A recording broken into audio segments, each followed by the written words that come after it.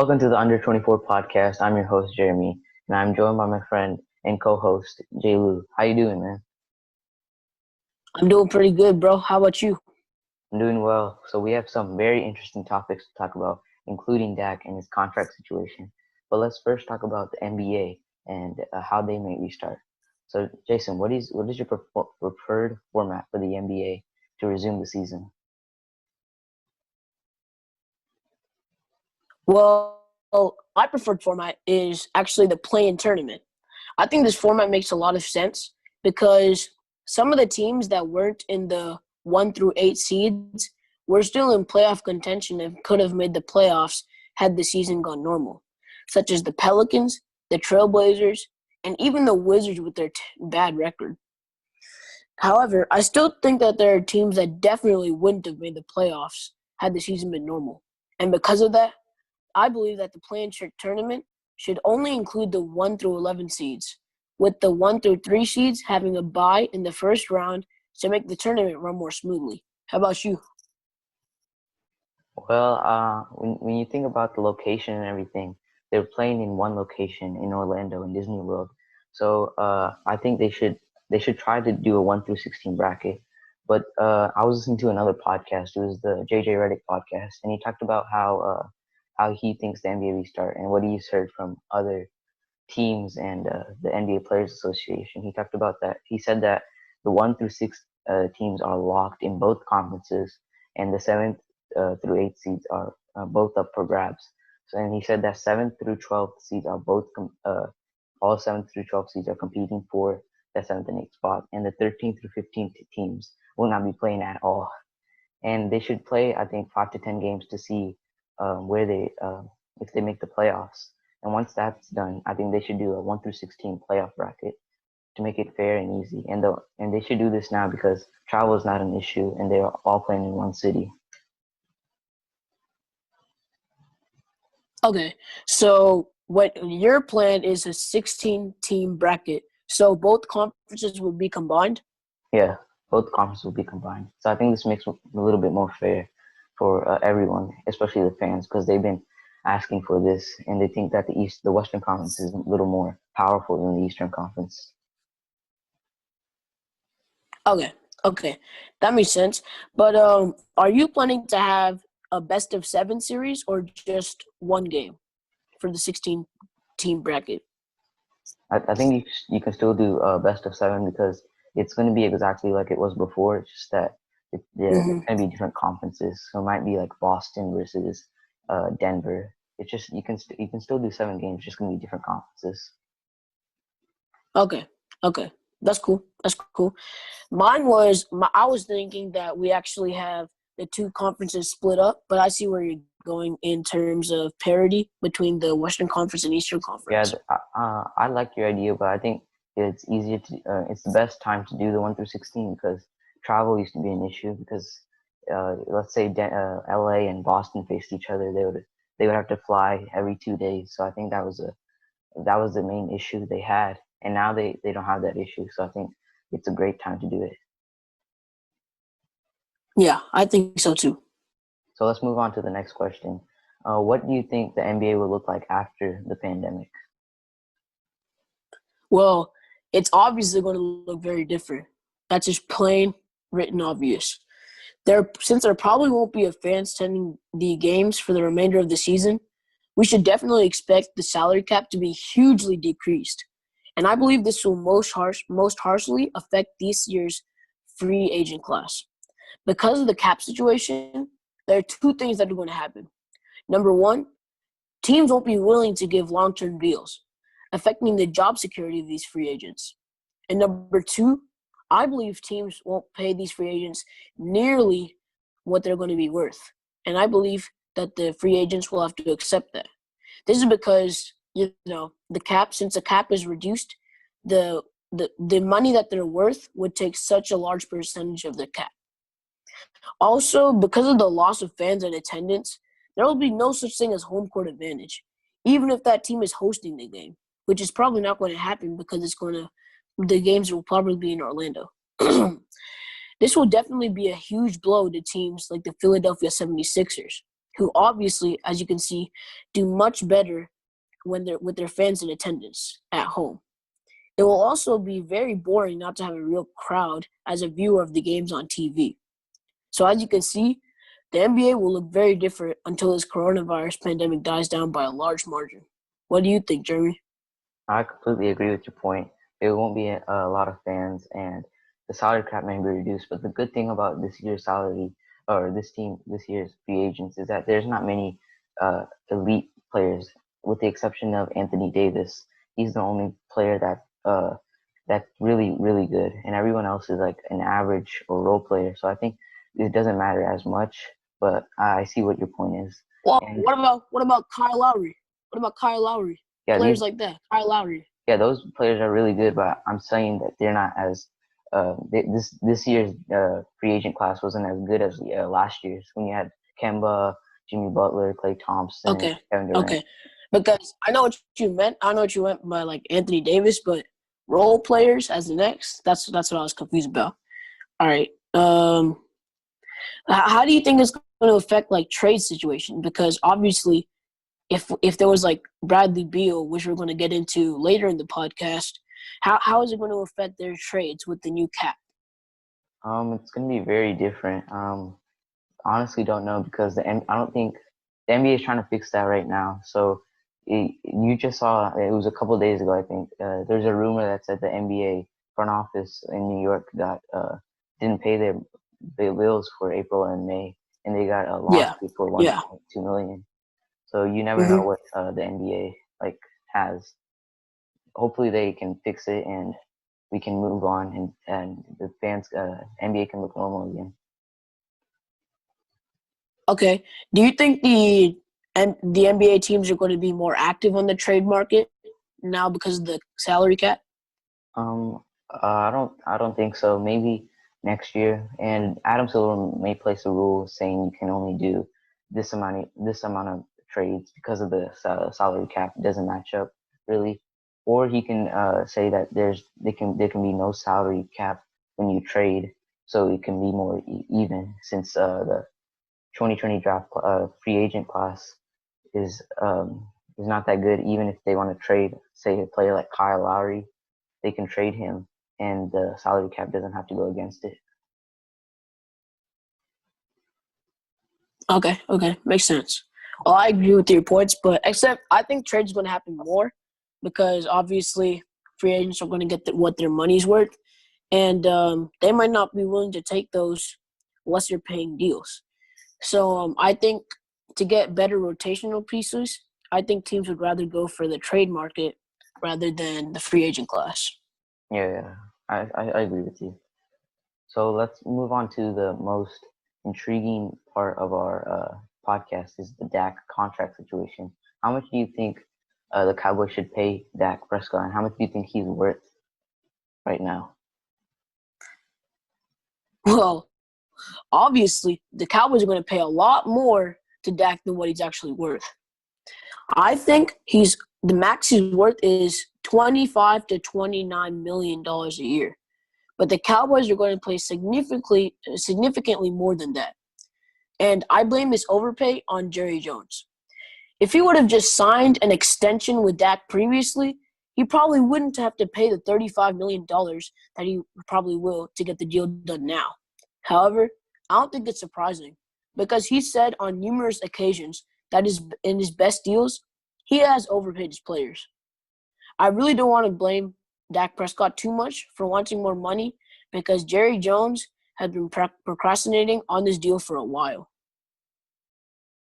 Yeah, I completely agree with you. And they should have paid Dak last year, but now that they see that they have to pay more, they could have paid around 25 million last year, but now they have to pay something around 27 to 35 million dollars. And Dak is an elite quarterback. He might not be the top right now, but he's really elite, and he should be paid. I think he's not worth that 35 to 40 million range, no way. But I think he's worth 27 to 35 million, and he can get money other ways like sponsorship and endorsements. So I think he should try to help the team out and get a lower payment. But I mean, It's just if Dak wants more money, you got to give it to him because you can't get another quarterback like this that fits your system. Well, actually, I think he should look to get more money instead of trying to help the team out. I mean, it's ridiculous how this team has treated him. It's so unfair because you look at him. Do you know? Do you realize how many other players that they've taken care of before they actually took care of Dak? In Ezekiel Elliott, Jalen Smith, Jamarcus Lawrence, and many more players. I think it's Yeah, just ridiculous how they treated them. yeah. I think Dak didn't want to get paid yet because he wanted to get more money. He wanted to prove to Jerry Jones that he is worth this type of money. So I think it's better for Dak Prescott, even though Jerry Jones should have paid him before. They're paying the price now by paying him 30 to $35 million. Yeah, and I think Dak should actually not try to sign a contract now. If I were him, I would try to just play on the franchise tag. I know it might not be good for the team after this because after next year, because of all the weapons he has, his numbers are definitely going to be inflated, which is going to make him be paid even more. Obviously, it's not good for the Cowboys organization and for the team to help them win. But if I were Dak Prescott, I would do that. Yeah, if I'm management, I'm trying to get Dak to sign as soon as possible because if you try to get him to sign later in the season, he's just going to be worth more. So now is the best time to sign him. It's better to sign him sooner than later. I agree. And we heard that it's more about the years, and that kind of makes sense. But we all know years are a formality. Years are just a way of like help wanting to like surrender some will to the player. But in Dak Prescott's case, it might actually be more than just that because Dak 4 or 5 between 4 or 5 years is actually a big difference. Because if you look 4 years, he'll be 30, and 5 years he'll be 31, obviously, and that's a big difference because 31 he's only getting later into his prime, which makes it worse for him to get value. The earlier the Yeah, deal gets done is better for him. So that makes yeah, sense why he's arguing about the years. yeah. The front office wants him to sign for like 5 to 6 years, and Dak only wants 4 years, so he can get paid later on. You know. Yeah, yeah. The Cowboys want long-term security to try to save money, but at this point, they should have tried to save money a long Yeah, time ago. it's too late now. Yeah. So why do you think any information hasn't been shared about Dak's contract situation? Well, it's actually quite simple. They haven't had a serious contract talk for negotiation in months, which is absolutely ridiculous if you're the Cowboys. If Dak had been someone like Tony Romo, who Jerry Jones had a special relationship with, this deal would have been done way long ago, like before the beginning of last season. Those reports of Dak being offered 35 million, which he reportedly refused, are most likely false. However, I do think that the Cowboys organization may have released this quote unquote information to make Dak look bad in the public eye. And since, Cowboys are America's team, they'll always be in the public eye. Had Dak actually been publicly shamed for actually rejecting such a high amount of money, he probably would have lowered his asking price. That's definitely what the goal was in this so-called report. And through all of this, I'm not surprised, but quite sad information. Yeah, I completely agree. They haven't had what it looks like to me is like they haven't had a contract to talk in a long, long time. So and Dak is just I think something is up with him and the management. I think they have a little beef within each other. If not, you're try to sign him really quickly because there's been many reports of him saying that he got offered 40 to 45 million just a week ago, and those claims have been completely fake, false. So you're trying to get Dak on a 5 to 6 year deal as soon as possible. And if you're the Cowboys, you want to match Dak's offer as soon as possible because you don't want to let him go, and the longer you wait, the more you have to pay him. who do you think who do you think actually released this false report?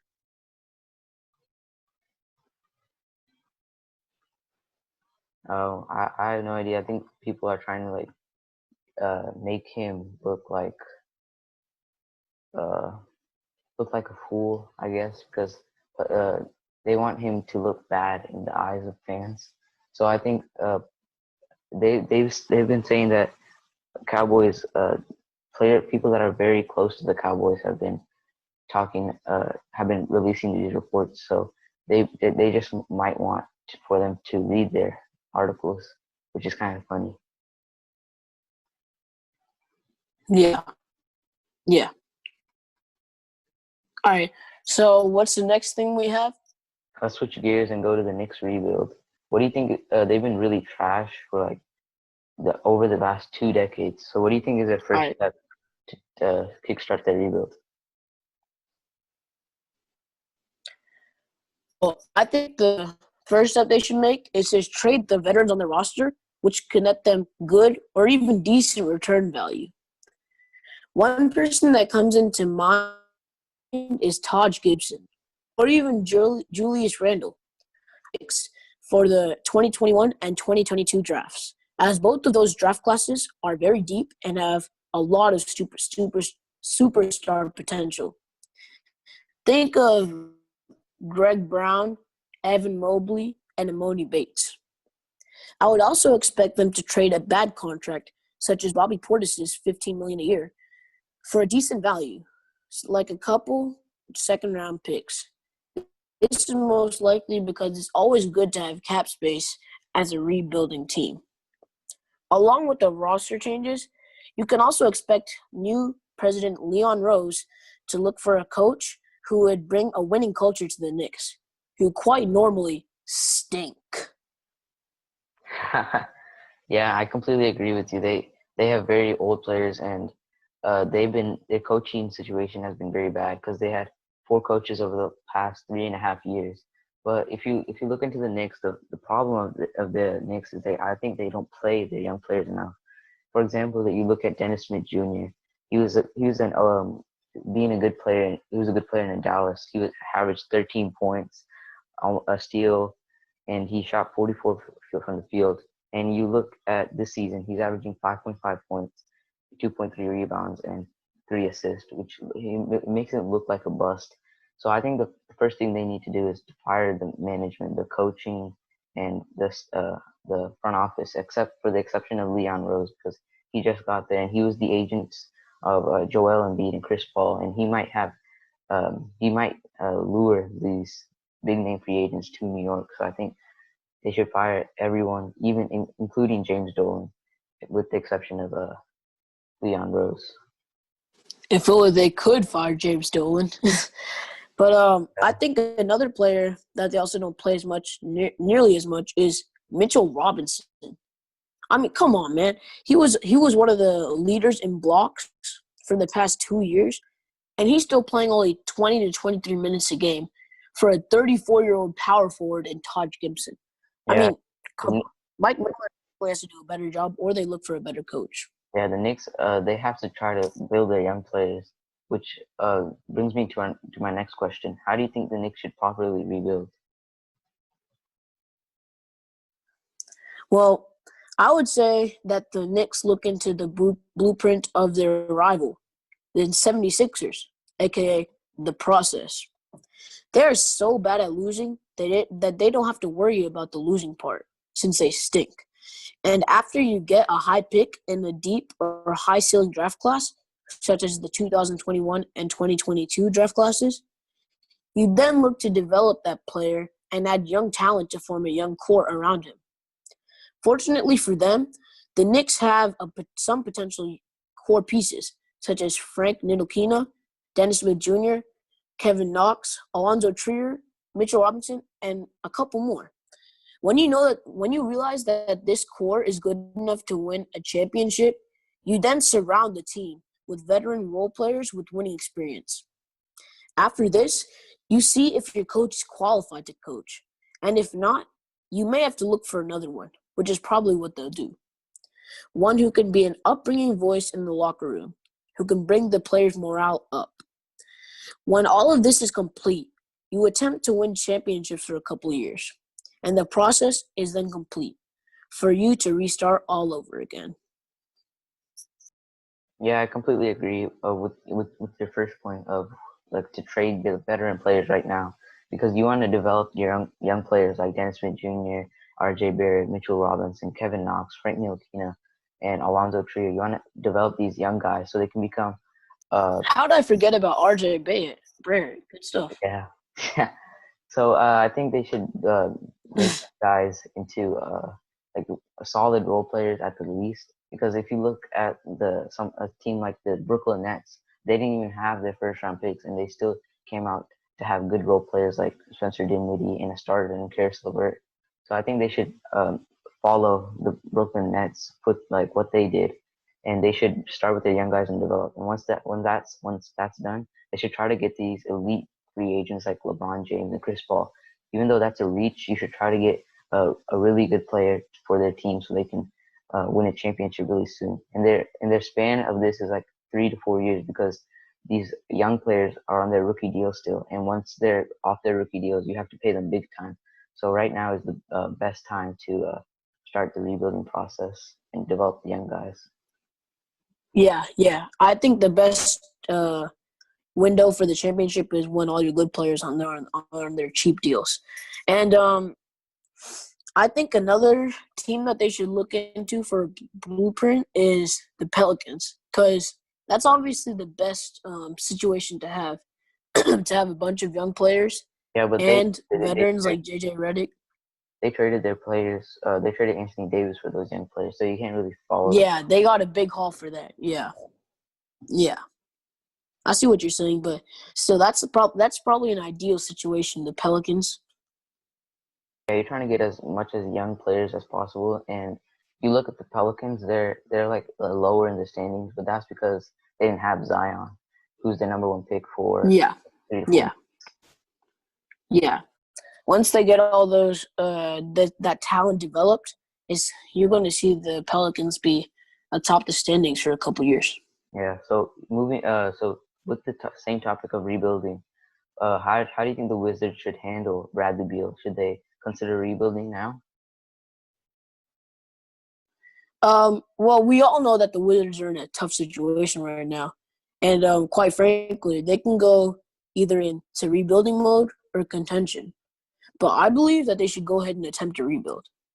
There are already so many teams who are contenders at this point, and applause to the parity around the league. And trying to contend with them when you don't have all the necessary pieces and having bad contracts is not an ideal situation. I believe that they should go ahead and look to trade Bradley Beal and find whatever assets they can for a trade for John Wall. However, Beal has said that he wants to remain with the Wizards because of the opportunity he has. Though it may be what Beal wants, it's not good for the team. And that's why I believe that the Wizards should go ahead and trade him and Wall. They already have some good young pieces in Rui Hachimura, Davis Bertans, Thomas Bryant, and others. It's better for them to pull the trigger on their core and go ahead and move on. What do you think? I think they should try to like go to the playoffs and try to win some because they still have John Wall and Bradley Beal on those deals for at least 3 to 4 years. So I think they should try for 1 year to make the playoffs. And if that doesn't work, you're gonna have to trade Beal, and you want to trade them for young pieces and young players and draft picks so that they could uh, start a rebuild properly. Okay, so you just want to do so you're thinking they should do like a check to see if they have the ability to, and then if not, If John Wall is still in his prime, like he's still in that prime type form, then I would keep that team because you still have pieces like Rui Hachimura, who you can who's another like third star in that lineup that you can build around those 3 players. But if it doesn't work, try to trade both Beal and Wall for younger picks and players. yeah, I completely agree. And speaking of Bradley Beal trades, let's see what's the next question. What do you think the best trade package is? And there's been a lot of rumors about him going to the Nets. So what is your best deal of Bradley Beal going to the Nets? For me, I think I have a pretty good deal that'll benefit both sides. The Wizards, for Bradley Beal, they receive Karis LeVert, Taurean Prince, Jarrett Allen, the Nets 2020 first-round pick, the Nets 2022 first-round pick, and the Nets 2020 first-round pick that they got from No, Philadelphia. that is a horrible trade. If I was the Wizards, I would not accept What? that because you Whoa, want whoa, whoa, whoa! Let me finish. Don't interrupt my trade proposals. Bradley, and then the Nets get Bradley Beal, Isaac Bonga, 2022 second-round draft pick. Now let me explain. What? that is a horrible trade. That if I was the Wizards, I would Explain not how. Explain how. because you want to trade a draft pick like in the 2025, 2026, something like that because if the Nets lose Kevin Durant and Kyrie Irving, that's good for the Wizards. And if the Wizards wouldn't accept the 2020 draft pick because the Nets right now they're still in the playoffs, so that pick wouldn't matter anyway. And they would try to trade for Spencer Dinwiddie if you're going to try to get John Wall and Bradley Beal off the books. I mean, whoa, okay. Listen, okay, that's just the draft picks, but 3 draft picks. It's not just for actual draft consideration, but it's also for trades, right? Not every team cares where the draft pick is going to be. A first round draft pick is still a first round draft pick. Yeah, but a first round draft pick can be a 20 to 30 range, and that's probably what the Nets are going to have this season when they have the draft lottery and stuff. They're going to have a 20 to 30 range, and that's not good because the Wizards want to get a player like Bradley Beal so they can build around again if they want to rebuild. Okay. I think the best deal for them is to trade the Nets to trade Spencer Dinwiddie, Karis LeVert, Joe Harris, Ronnie Kurucs, a 2025 first round pick, and a 2026 first round pick for Bradley Beal and a first round or second round pick in the future. And you may want to add Jarrett Allen in there, but that's if Davis Bertans leaves, which he may not leave. It looks like he's going to re-sign with the Wizards. So I think that's a good deal. Okay, I have multiple reasons why that's a terrible deal. First of all, Kyrie Irving has said that he wants to play along with Spencer Dinwiddie and wants a better piece to contend with them. Second of all, you have a 2025 and a 2026 first-round draft pick. But the Stepien rule says that you can only trade draft picks. You can't trade consecutive first-round draft picks. Okay, then 2025 and 2027. Oh, but you can't go past what I believe another rule says that the draft picks can't go past 6 years. All right, then you just trade for a 2026 and a 2024. Make it work. Okay. But, however, Kevin Durant and Kyrie Irving would still be on the Nets by then, most probably. So that kind of refutes your argument. Secondly, I want to explain my trade proposal. Oh, I want to explain my trade proposal. Karis LeVert, Spencer Dinwiddie, and Kyrie Irving was not a set that worked well for the Nets. Everyone can admit that. So then the Wizards get a very high quality, starting young caliber player in Karis LeVert to pair with Rui Hachimura. Then they also get Taurean Prince, who actually continues to have some 3D potential. He has struggled. Hold on. Yeah, he struggled. He struggled on the Nets, but that doesn't mean a change of scenery can't fix that. Then Jarrett Allen. Jarrett Allen has been known to want starting minutes, and he definitely won't get that once KD returns and he wants to play with DeAndre Jordan. So the Wizards Then the Wizards then get another young front court piece to pair with Thomas Bryant and Davis Bertans. So that's why it fits for the Wizards. And for the Nets, they obviously hold on. Let me finish. The Nets obviously get Bradley Beal, and they get Isaac Bonga, who is actually an underrated, somewhat capable backup small forward for Kevin Durant. They also got a 2022 second-round draft pick because of all the draft picks they're giving up to the Wizards.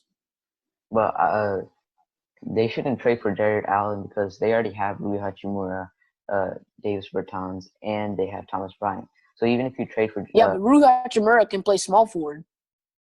But if he does play small forward, does Karis LeVert play shooting guard? And where does that's his natural position. Where does Davis Bertans play? Is he coming off the bench? Because he's been a good starter, and he can score well when he's playing more minutes because he's a very efficient.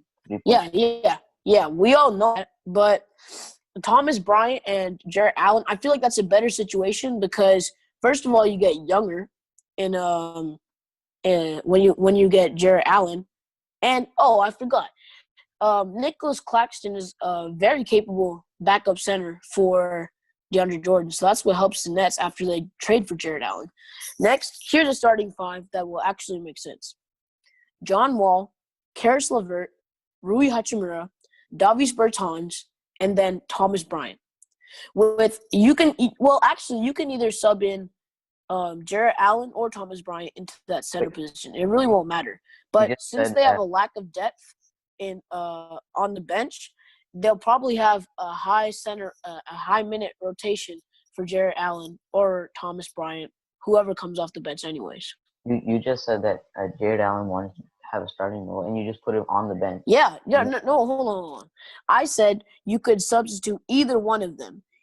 If Jarrett Allen turns out that he does Thomas Bryant, then it won't happen. But at this point, I believe that Thomas Bryant, playing on the Lakers, who used to play on the Lakers for basically no minutes, I believe that he can accept a bench role if Jarrett Allen is better than him and able to play starter, which I believe he is. So he will probably be the starter.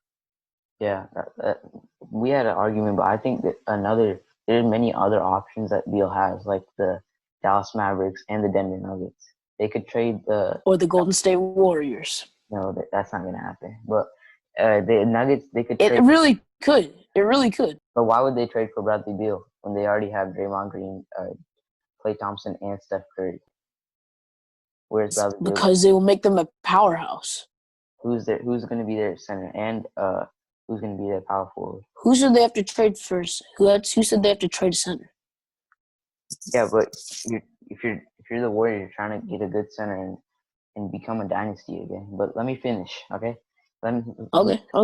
Look at the Nuggets. They have Gary Harris as their starting shooting guard, and they're trying to get a more reliable player like Bradley Beal. They could trade Gary Harris, Michael Porter Jr., Torrey Craig, a 2025 first-round pick, and a 2024 second-round pick. They're not giving up Michael Porter Jr. They're not giving up Michael Porter Jr. They have to, and then he's not playing that many minutes. Yeah, that's why they're not going to. Yeah, but that's because he's coming off that injury that kept him sidelined for the whole year last year. Yeah, but they all know that Michael Porter Jr. is going to be their key to success if he develops, and that's why they don't want to give him up. That's why I don't think that Nuggets are going to be in the Bradley Beal sweepstakes because Michael Porter Jr. will be such a key part to their success. Yeah, but Michael Porter Jr. has been getting inconsistent minutes, and they already have a very good team. They have their bench warmers are like Noah Vonleh and Kenneth Diaz.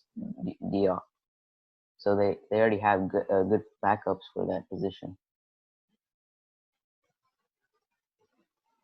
Yeah, but Michael Porter Jr. is the X factor. Dennis Schroeder was the X factor for OKC this year, and I believe Michael Porter Jr. If Denver wants to win now, Michael Porter Jr. is going to be the key to that. We all know it. Even Wojnarowski has reported that Denver doesn't want to trade for Bradley Beal if they have to give up Michael Porter Jr. Because Michael Porter Jr. could be very likely be a star in this league. That's why the Wizards might not accept this deal because they're not getting enough value back when in the Bradley Beal trade. So they might not even do this deal with the Nuggets. Yeah, that's why I don't want. That's why I not want. That's why I think that the Nuggets won't do this trade for Bradley Beal. I believe they're going to try to develop their current players to so that they won't have to trade for Bradley Beal. Yeah, well, so we had some very great discussion and some arguments along the way. But this is the end of our podcast, the Under 24 podcast, and we hope to see y'all next time. We post every Friday, so remember, thank you for joining us this week, and we'll see y'all next week.